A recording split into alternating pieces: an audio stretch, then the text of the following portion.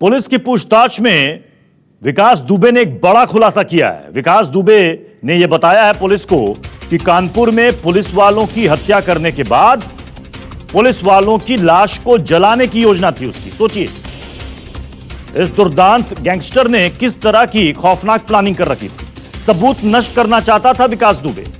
पहले पुलिस वालों की उसने हत्या की, उसके बाद उनकी डेड बॉडीज को जलाना चाहता था। घर में बकायदा इसके लिए उसने तेल भी रखा हुआ था ताकि लाशों को जलाकर सबूत को नष्ट किया जा सके। यानी कि सब कुछ अचानक नहीं हुआ। जो पहले खबरें आई थी कि विकास दुबे डर गया था इसलिए उसने पुलिस पर फायर किया, लेकिन अब सब कुछ साफ साफ हो रहा है कि पहले से ही उसकी प्लानिंग थी कि पुलिस पकड़ने आएगी तो पुलिस वालों को पहले मारो और उसके बाद उनकी लाशों को जला दो।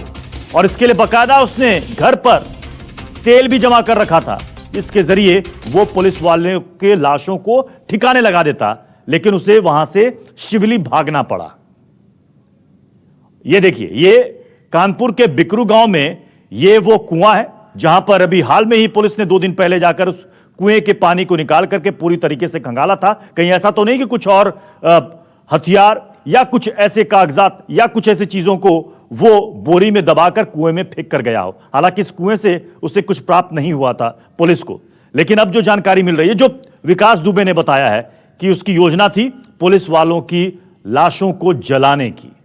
सोचिए कितनी खौफनाक प्लानिंग कर रखी थी विकास दुबे ने। पहले अपने गुर्गों के साथ मिलकर छत से पुलिस की टीम पर हमला किया, फायर किया और उसके बाद निर्मम तरीके से सीओ देवेंद्र मिश्रा की हत्या कर दी और वहां से वो भाग गया। भागकर भी वो बहुत ज्यादा दूर नहीं गया।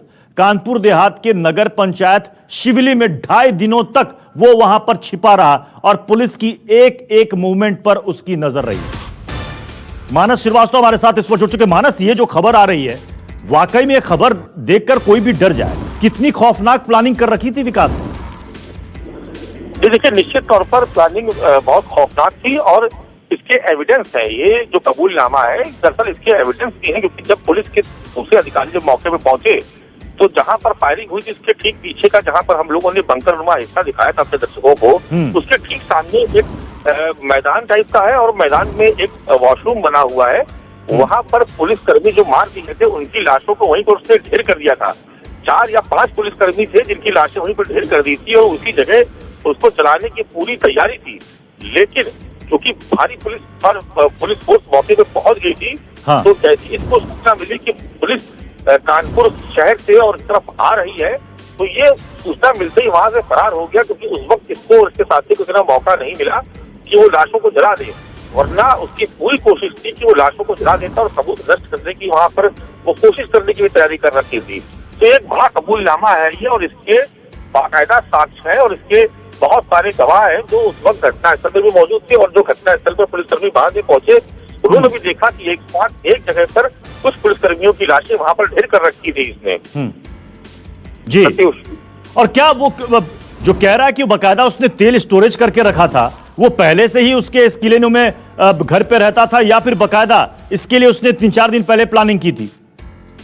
देखिए, अगर सूत्रों की जानकारी पर यकीन करें तो उसने कबूल किया कि उसने गांव के भीतर ही कुछ गैलन उसने केरोसिन ऑयल वहां पर उसने जमा करके रखा था। यानी इसकी पूरी तैयारी थी कि अगर यहाँ पर पुलिसकर्मियों की हत्या जब हो जाएंगी या उनको मार देंगे, ऐसे में जब तक बाकी फोर्स आएगी तब तक वहां पर उनकी लाशों को जला दिया जाएगा या गायब करवा दिया जाएगा। इस तरह की प्लानिंग उसकी पहले से थी। और इसका सबसे बड़ा सबूत ये है कि जब अलग अलग जगह लाशें पुलिसकर्मियों की पड़ी हुई थी, उनको एक जगह इसने जमा किया इसके उसके साथियों ने। तो निश्चित तौर पर जमा करने का मकसद और क्या हो सकता है?